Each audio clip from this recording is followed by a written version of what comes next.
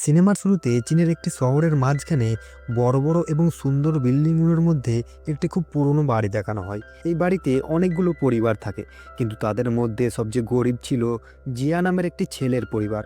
প্রতিদিনের মতো আজও জিয়া বাইরে থেকে কিছু কাঠ নিয়ে আসে এবং তা কাটতে শুরু করে এবং এগুলো দিয়ে ঘরের চুলা জ্বালায়। সে তার অসুস্থ দাদির জন্য ওষুধের একটি কাঠ তৈরি করে, তারপর নিজের বিছানা গুছিয়ে নিয়ে ঘুমিয়ে থাকা দাদির পায়ে মালিশ করে। যখন দাদি জেগে ওঠেন তখন সে তাকে সেই কাঠ খাওয়ায়। এটি ছিল তার প্রতিদিনের রুটিন। আজ তার স্কুল টিচারের সাথে এক ব্যক্তি তাদের বাড়িতে আসেন। সে ব্যক্তির ছেলে জিয়ার ক্লাসেই পড়াশোনা করত, যার মাধ্যমে সে জিয়ার পরিবারের দারিদ্র্যের কথা জানতে পেরেছিল। তাই সে জিয়ার ইংরেজি টিউশনের খরচের দায়িত্ব নিতে চেয়েছিল। বাড়িতে ঢুকেই সেই ব্যক্তি ঘরের অবস্থা দেখে এবং আরও অবাক হয়ে যায়, কারণ ঘরে ছিল এক অসুস্থ দাদি, যিনি জানালার বাইরে একটানা তাকিয়েছিলেন। পানির কন্টেনারকে বয়ে রাখার জন্য ব্যবহার করা হচ্ছিল। বিছানাও ছিল অস্থায়ীভাবে বানানো, এমনকি ছাদও এক জায়গা থেকে ভেঙে পড়ছিল। এসব দেখে সেই ব্যক্তির মনে আরও কষ্ট ভরে ওঠে এবং সে মা চ্যাং, অর্থাৎ জিয়ার বাবা, তাকে বলে, আজ থেকে আপনার ছেলের ইংরেজি টিউশনের দায়িত্ব আমার। মা চ্যাং অর্থাৎ জিয়ার বাবা কিছু বলার আগেই তার স্ত্রী চিলান সকলের জন্য কফি নিয়ে আসে এবং সেই ব্যক্তি একটি দামি শিকার দেয়, যা দেখে সেই ব্যক্তি অবাক হয়ে যায়। উপরন্তু মা চ্যাং কোনো সাহায্য নিতে স্পষ্টভাবে অস্বীকার করেন এবং বলেন, আমরা চাই না কেউ আমাদের শান্তির জীবনে হস্তক্ষেপ করুক, তাই আপনি যেতে পারেন। সেই ব্যক্তি ছোট একটি ব্যবসা চালাতেন এবং গরিবদের সাহায্য করতে চেয়েছিলেন, কিন্তু মা চ্যাংয়ের কথাগুলো তাকে অপমানিত বোধ করায়। বাইরে এসে সে জিয়ার টিচারকে বলে, মানুষ যত গরিব হয় তত বেশি দেখানোর চেষ্টা করে, এই কারণেই এরা গরিব হয়ে রয়ে যায়। এই বলে সে রাগ করে সেখান থেকে চলে যায়। তাদের চলে যাওয়ার পর চিলান কিছু কাপড় নিয়ে বাথরুমে যায় এবং নিচের দিকে লাগানো একটি জানালা খুলে কাপড়গুলিকে ভেতরে রাখে। কাপড় রাখার সঙ্গে সঙ্গে কেউ একজন সেগুলো টেনে নেয় এবং কিছুক্ষণের মধ্যে ধুয়ে দেওয়া কাপড়গুলি ফেরত দেয়। এরপর মা চ্যাং তার মা অর্থাৎ জিয়ার দাদিকে বলেন, জিয়ার টিচার বলছে যে সে ইংরেজিতে দুর্বল, তাই আজ থেকে তারা ইংরেজির ওপর বেশি নজর দিতে হবে। এরপর মা চ্যাং ও চিলান দুজনেই বাড়ি থেকে বেরিয়ে নিচে যান এবং জিয়াকে বলেন, আমরা কাজে যাচ্ছি, তুমি উপরতলায় গিয়ে কাপড় শুকাতে দাও। জিয়া ভেতরে ঢোকার পর তারা একবার ফিরে তাকায়, তারপর রাস্তার ধারে দাঁড়ানো এক দামি গাড়িতে উঠে বসে। সেখানে ড্রাইভার আগেই অপেক্ষা করছিল। এরপর তারা গাড়িতে চেপে সেখান থেকে চলে যায়। তাদের যাওয়ার পর জিয়ার দাদি তাকে সাধারণ কিছু পুষ্টিকর নাস্তা করে স্কুলে পাঠিয়ে দেয়, কিন্তু জিয়া বেরিয়ে যাওয়ার সঙ্গে সঙ্গে দাদি হুইল চেয়ার থেকে উঠে দাঁড়ান এবং একটি ওয়াকিটকিতে বলেন, তৈরি থাকো, সে প্রায় 20 মিনিটের মধ্যে তোমাদের লোকেশনে পৌঁছে যাবে। এরপর জিয়া প্রায় 5 কিমি দূরে তার স্কুলের দিকে দৌড়াতে থাকে, যা ছিল তার প্রতিদিনের কাজ। পথে কিছু লোক ওয়াকিটকির মাধ্যমে তার অবস্থান দাদিকে জানাতে থাকে। অবশেষে যখন সে স্কুলের একদম কাছাকাছি পৌঁছায়, হঠাৎ করে কিছু ইংরেজ লোক তার সঙ্গে ধাক্কা খায়। তাদের একজনের শার্টে একটি গোপন ক্যামেরা লাগানো ছিল, যার মাধ্যমে দাদি তখন জিয়াকে স্পষ্টভাবে দেখতে পারছিলেন এবং দাদি তার গলার আওয়াজও শুনতে পাচ্ছিলেন।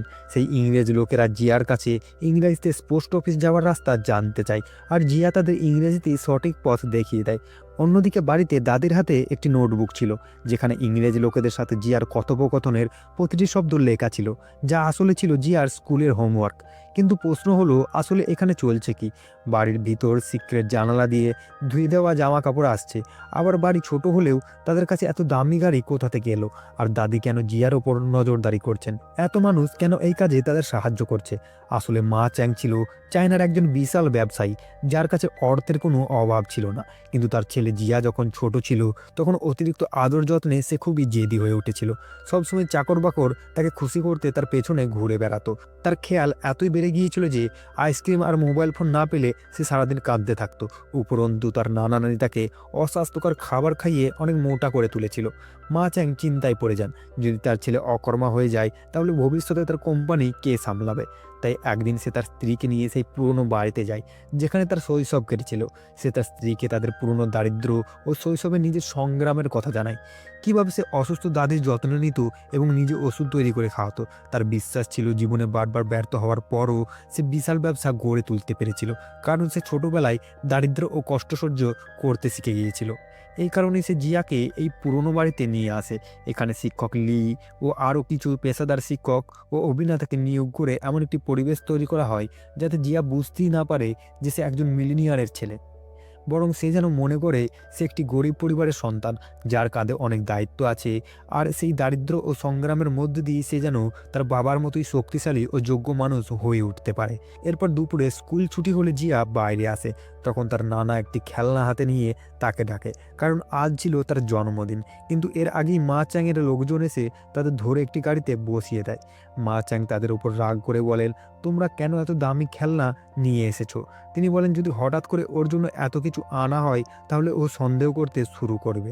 এরপর মা চ্যাং তাদের সাধারণ কাপড় পরিয়ে বাড়ি নিয়ে যায়, যেখানে চিলান প্রথমেই নিজের মায়ের কাছ থেকে টাকা কেড়ে নেয়, কারণ সে যখনই আসতো কৌশলে জিয়াকে কিছু টাকা দেওয়ার চেষ্টা করত।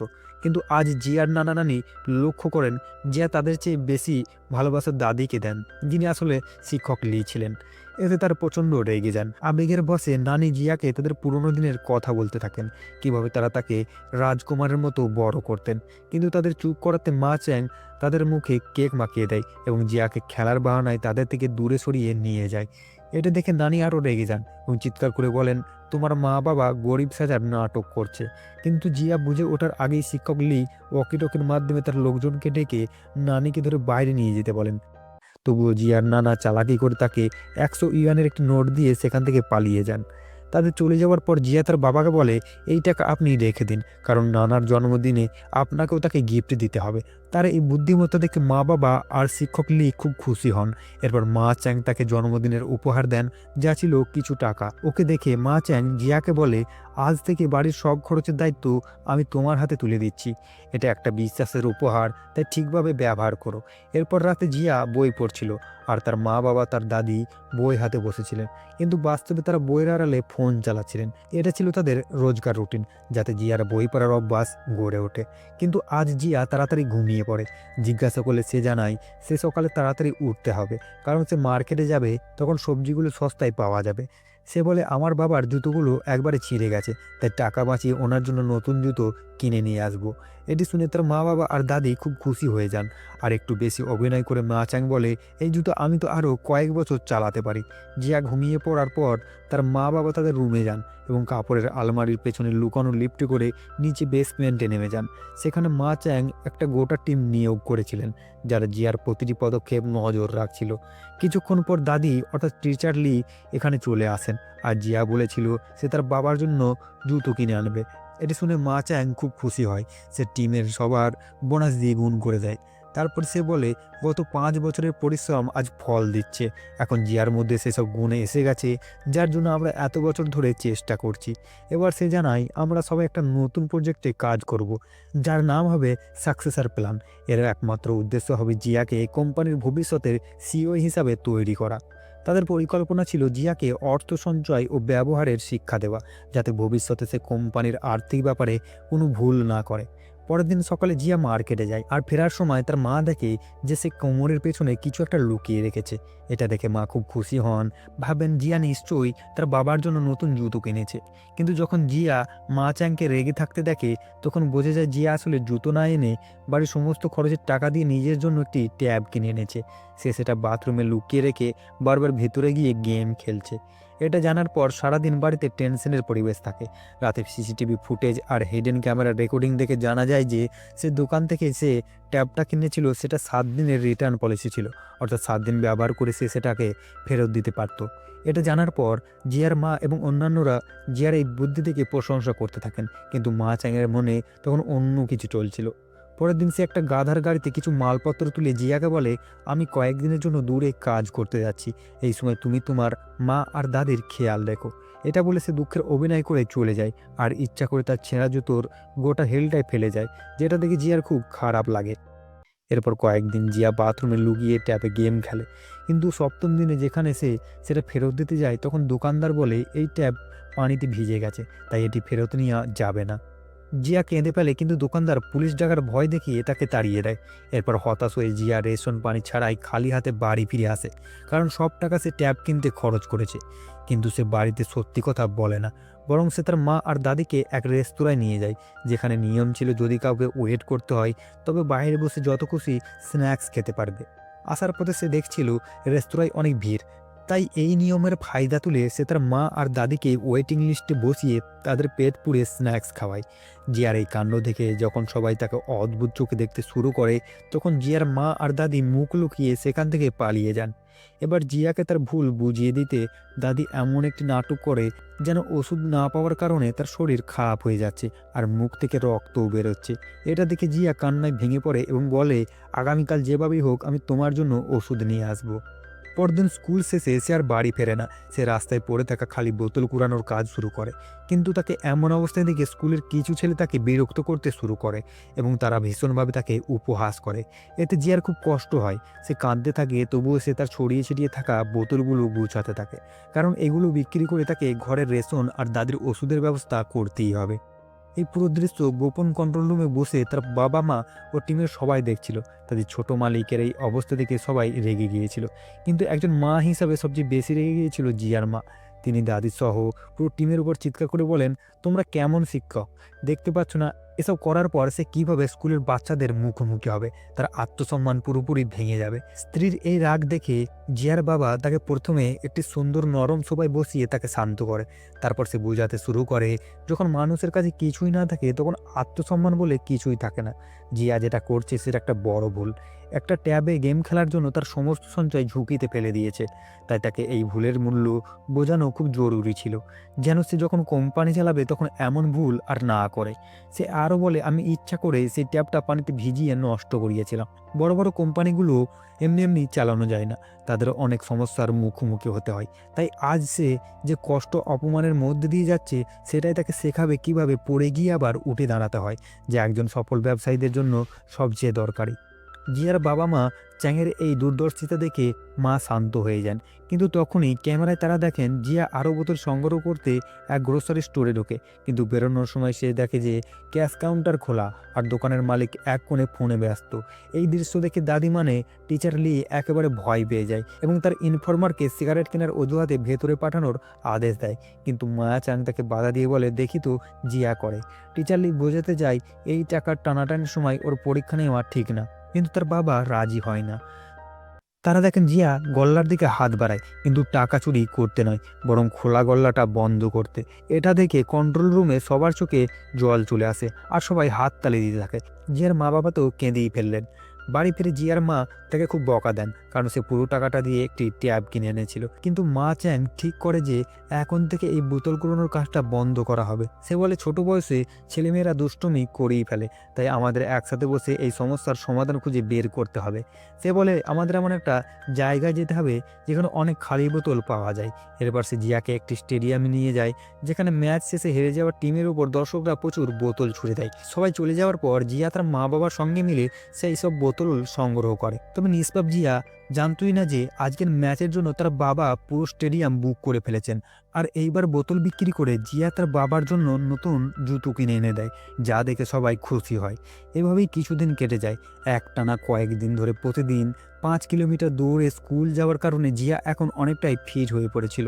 দৌড়ানো তার ভালো লাগতে শুরু করেছিল এবং সে এতে খুব ভালোও হয়ে উঠেছিল। শহরের একজন বিখ্যাত কোচ, যিনি শিশুদের লং রেস শেখান, জিয়াকে দেখেই তিনি ইমপ্রেস হয়ে যান। একদিন তিনি জিয়ার বাড়িতে আসেন তার স্পোর্ট একাডেমিতে ভর্তি করার প্রস্তাব নিয়ে। তিনি বলেন, একাডেমিতে পড়াশোনা, রেসের প্রশিক্ষণ, থাকা খাওয়া সবই ফ্রি। জিয়ার মা প্রথমে এতে আপত্তি করেন, কিন্তু জিয়ার মুখের উচ্ছ্বাস আর খুশি দেখে মা চ্যাং আবেগে ভেসে যান এবং হ্যাঁ বলে ফেলেন। তবে মা চ্যাং তো চেয়েছিলেন জিয়াকে একজন স্পোর্টসম্যান নয়, তার কোম্পানির ভবিষ্যৎ সিও হিসাবে তৈরি করতে। তাই নিজের এই সিদ্ধান্তের ভুল শোধরাতে তিনি একটি পরিকল্পনা করেন। রাতে ঘুমন্ত জিয়ার পায়ে এক প্রকার ওষুধ মাখিয়ে দেন, যাতে সকালে ঘুম থেকে উঠে জিয়া পা অসাড় হয়ে পড়ে এবং বিছানা থেকে পড়ে যায়।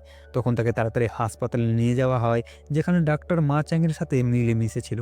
সামান্য পরীক্ষা নিরীক্ষার ভান করেই সেই ডাক্তার বলে, জিয়ার এমন এক শারীরিক সমস্যা আছে যার কারণে সে কোনো বড় স্তরে খেলা খেলতে পারবে না, তবে সাধারণ চলাফেরা বা ছোটোখাটো দৌড়ে সমস্যা হবে না। এই কথা শুনে জিয়া ভীষণভাবে কেঁদে ফেলে, কারণ তার দেশকে রিপ্রেজেন্ট করার স্বপ্ন এক মুহূর্তেই ভেঙে যায়। আসলে মা চ্যাং চেয়েছিলেন স্কুলের পরে জিয়া যেন দেশের সেরা বিজনেস ইউনিভার্সিটিতে ভর্তি হয়। তিনি বলেন, আমি যখন ছোট ছিলাম তখন আমারও স্বপ্ন ছিল এই ইউনিভার্সিটিতে পড়ার, কিন্তু আমাদের আর্থিক অবস্থা ভালো না থাকায় সেটা সম্ভব হয়নি। তবে তোমার জন্য আমি ঘরের এক একটা জিনিস বিক্রি করতেও রাজি। বাবার কথা শুনে জিয়া বলে, আমি আপনাকে দেখিয়ে দেবো আমি সেই ইউনিভার্সিটিতে ভর্তি হব যেভাবেই হোক। জিয়ার এই সাহস দেখে মা চ্যাং তাকে একটা নতুন সাইকেল কিনে দেন, আর এখন থেকে সে প্রতিদিন সেই সাইকেলে স্কুলে যায়। দিন যায়, জিয়া বড় হয়, পরিবারের দারিদ্র্য দূর করার জন্য সে মন প্রাণ দিয়ে পড়াশোনা করে। তার একটাই লক্ষ্য দেশের সবচেয়ে বড় বিজনেস ইউনিভার্সিটির ভর্তি পরীক্ষায় পাস করা। দাদির টিমের লোকেরা যারা ছোটবেলা থেকে প্রতিবেশীর অভিনয় করে আসছিল, তারাও মাঝে মাঝে জিয়াকে কঠিন প্রশ্ন করে পরীক্ষা নিত, কিন্তু জিয়া এতটাই মেধাবী হয়ে গিয়েছিল যে সে মুহূর্তে সেগুলো সমাধান করে ফেলতো। একদিন জিয়া বাড়ি ফিরিয়ে দেখতে পায় তার মা, বাবা আর দাদি নিজেদের মধ্যে এমনভাবে কথা বলছে যেন সে শুনে ফেলুক। জিয়ার টিউশন ফিসের জন্য আমাদের সব গয়না বিক্রি করে দিতে হবে, যাতে সে ভর্তির পরীক্ষায় ভালোভাবে প্রস্তুতি নিতে পারে। এই কথা শুনে জিয়া খুব আবেগপ্রবণ হয়ে পড়ে এবং ঘরে ঢুকে আরও মন দিয়ে পড়াশোনা শুরু করে। এই দৃশ্য দেখে তার মা বাবা আর দাদি খুব খুশি হয়, কারণ তাদের পরিকল্পনা পুরোপুরি সফল হয়েছে। পরদিন স্কুলে জিয়া তার স্কুল টিচারকে এমন একটি প্রশ্ন করে বসে যার উত্তর শিক্ষক নিজেও জানতেন না। এতে শিক্ষক ক্লাসের সামনে অপমানিত বোধ করেন এবং রেগে গিয়ে জিয়াকে ছুটি হওয়ার আগে স্কুল থেকে বের করে দেন। ফলে তাদের দুই ইনফর্মার সেদিন তার উপর নজর রাখতে পারেনি এবং জিয়া বাড়ির দিকে হাঁটা শুরু করে। পথে সে দেখে তার দাদি বাস্কেটবল খেলছে। প্রথমে সে নিজের চোখকে বিশ্বাস করতে পারে না, কিন্তু এর মধ্যে দাদিও তাকে দেখে ফেলে এবং দৌড়ে পালাতে শুরু করে। জিয়া তাকে ডাকতে ডাকতে অনেক ধাওয়া করে, কিন্তু দাদি অনেক দূরে এগিয়ে যায়। শেষমেশ দৌড়ে বাড়ি ফিরে আসে জিয়া, কিন্তু দেখে তার দাদি বিছানায় বসে বই পড়ছেন। সে বলে, আমি আপনাকে বাস্কেটবল খেলতে দেখেছি। কিন্তু দাদি অবাক করার নাটক করে বলেন, তুমি কি বলছো? আমি আবার বাস্কেটবল খেলবো কীভাবে? কিন্তু জিয়া তার চোখের উপর পুরো বিশ্বাস করে, তাই সে সত্যি জানার জন্য এবার তার মাকে খুঁজতে থাকে। তবে তার মা ঘরে ছিল না। কিছুক্ষণ পরেই মা সেই ঘর থেকে বেরিয়ে আসেন, আর এটা দেখে জিয়া আরও বেশি অবাক হয়, কারণ একটু আগেই সেই ঘরটা দেখছিল এবং মা সেখানে ছিল না। এবার তার মা ও দাদি দুজনে মিলে বলেন, সম্ভবত বেশি পড়াশোনার চাপে তোমার বিভ্রম হচ্ছে, তোমার কয়েকদিন বিশ্রাম নেওয়া উচিত। পরে যখন তার বাবা বাড়ি ফেরেন, জিয়া তাকেও সব বলে, কিন্তু তিনি একথা বলেন যে সব কিছু তোমার কল্পনা, পড়াশোনার চাপেই এসব হচ্ছে। তার কথায় কথায় এটা বললেও জিয়ার চোখে স্পষ্ট বোঝা যাচ্ছিল সে তাদের কথায় বিশ্বাস করছে না। এদিকে ইউনিভার্সিটির পরীক্ষা একদম সামনে। মা চ্যাং চায় না এইসব জটিলতায় জিয়ার মন পড়াশোনা থেকে সরে যাক, তাই সে পরিস্থিতি সামাল দিতে একটি প্ল্যান বানায়। পরদিন সকালে জিয়া উঠে দেখে বাড়ির দেওয়ালে তার দাদির একটি ছবি টাঙানো আছে, যার নিচে ফুল রাখা আছে। সে অবাক হয়ে যায়। মা চ্যাং তাকে জানায় গত রাতে হঠাৎ দাদির শরীর খারাপ হয়ে যায়, অনেক চেষ্টা করে আমরা তাকে বাঁচাতে পারিনি, আর তোমার পড়াশোনার ক্ষতি না হোক বলে আমরা তোমাকে বলিনি। সে আরও বলে, তুমি যেটা দেখছো মানে দাদিকে বাস্কেটবল খেলতে, মনোবিজ্ঞান একে টার্মিনাল ইলিউশন বলে। মৃত্যুর আগে আত্মা অনেক সময় শারীরিক রূপে দেখা দিতে পারে। জিয়া এই টার্মিনাল ইলিউশন শব্দটা শুনে একটু অদ্ভুত মনে করে, তবে দাদির মৃত্যু সংবাদে এতটাই ভেঙে পড়ে যে বিষয়টা নিয়ে আর বেশি ভাবে না। পরদিন মা চ্যাংয়ের লোকেরা টিচার লিয়ের ভুয়ো আত্মসন্তুষ্টি ক্রিয়ায় প্রস্তুতি নেয়। জিয়ার আসার আগেই সবাই চোখে কৃত্রিম অশ্রু এনে রাখে, আর জিয়া এলে তারা এমনভাবে অভিনয় করে যেন সব কিছুই সত্যি। মা চ্যাংয়ের মতে দাদি জিয়ার কাছে শুধু একজন শিক্ষক ছিলেন, তাই সে ভাবেনি জিয়া এতটা ভেঙে পড়বে। কিন্তু জিয়া অনেক জোরে কাঁদতে শুরু করে, আর কাঁদতে কাঁদতে বলে, আপনি বেঁচে থাকতে আমি আপনার জন্য ভালো একটি বাড়ি কিনে দিতে পারিনি, আপনাকে ভালো জীবন দিতে পারিনি। তার কথা শুনে টিচার লিও আবেগপ্রবণ হয়ে পড়েন। অতীতের স্মৃতি মনে পড়ে যায় আর তিনিও কেঁদে ফেলেন। তখন মা চ্যাং জিয়ার মনোযোগ ঘোরাতে তাকে জড়িয়ে ধরে। এই ফাঁকে জিয়ার মা টিচার লির মুখ চেপে ধরে তাকে দ্রুত আত্মসন্তুষ্টি ক্রিয়ার ঘরে নিয়ে যান। এইভাবে পরিস্থিতি নিয়ন্ত্রণে আনা হয়, কিন্তু তারপরেও জিয়ার দুঃখ কাটে না। পরদিন সে স্কুলে তার বন্ধু জ্যাংকে বলে, আমি দাদিকে মৃত্যুর আগেই বাস্কেটবল খেলতে দেখেছি, আর মা প্রথমে ঘরে ছিল না, পরে সেখান থেকে বেরিয়ে এলেন, তাও দামি কাপড় পরা অবস্থায়। এই কথা শুনে জ্যাং বলেন, আমার মনে হচ্ছে তোমার মায়ের কোনো ধনী লোকের সঙ্গে সম্পর্ক আছে এবং তার জন্য তিনি তোমার বাবাকেও ঠকাচ্ছেন। জ্যাংয়ের কথা শুনে জিয়া খুব অবাক হয়ে যায়। এমন কিছু সে কখনো ভাবেনি, কিন্তু তার কথাতেও যুক্তি খুঁজে পাইছে। পরদিন জ্যাং ফোন করে বলে, আমি তোর মাকে একটি দারুণ বড় বাংলাতে ঢুকতে দেখেছি। এটি শুনে জিয়া সরাসরি সেই বাংলোর দিকে রওনা হয়। মা চ্যাংয়ের গুপ্তচররাও সেটা দেখে ফোনে জানিয়ে সতর্ক করে দেয়। জিয়া সেই বাংলোর দরজায় গিয়ে বেল বাজায়। তার মা দরজা খোলেন, তখন সে সরাসরি জিজ্ঞাসা করেন, আপনি এখানে কার সঙ্গে এসেছেন? এই কথা শুনে তার মা তার হাত ধরে তাকে ভেতর নিয়ে যান এবং তিনি বলেন, দেখো তোমার বাবাও এখানে আছেন। তখন মা চ্যাং, যিনি গাছপালা কাটছিলেন, বলেন, আমরা দুজনে এই বাংলোয় কাজ করি। জিয়া এটা মেনে নেয় যে তার মা বাবা সম্ভবত এই বাংলোয় কাজ করেন, তবে সে বলে, জানি না কেন এই বাংলোটা আমার খুব চেনা চেনা লাগছে। এই কথার মধ্যে দিয়ে সে বাংলোর পুলের পাশে চলে আসে, কিন্তু তাকে থামানোর চেষ্টায় মা চ্যাং তাকে পুলে ফেলে দেয়। পুল থেকে উঠে এসে যে তার বাবাকে বলে, এই পুলে পড়ে আমার চোখ খুলে গেছে, আমি দেশের সবচেয়ে বড় বিশ্ববিদ্যালয়ে ভর্তি হয়ে দেখাবো। পরদিন জিয়ার মক টেস্টের রেজাল্ট আসে, যাতে বোঝা যায় যে সে এন্ট্রান্স পরীক্ষার জন্য খুব ভালোভাবে প্রস্তুতি নিয়েছে। কিছুদিন পরই আসল পরীক্ষা এবং সে এখন পুরোপুরিভাবে প্রস্তুত। অবশেষে এন্ট্রান্স এক্সামের দিন আসে আর জিয়ার মা বাবা তাকে পরীক্ষা কেন্দ্রে পৌঁছে দিতে যায়। জিয়া পরীক্ষা সেন্টারে ঢুকে যায়, কিন্তু সবার বেরিয়ে আসার পরও সে আর বেরোয় না।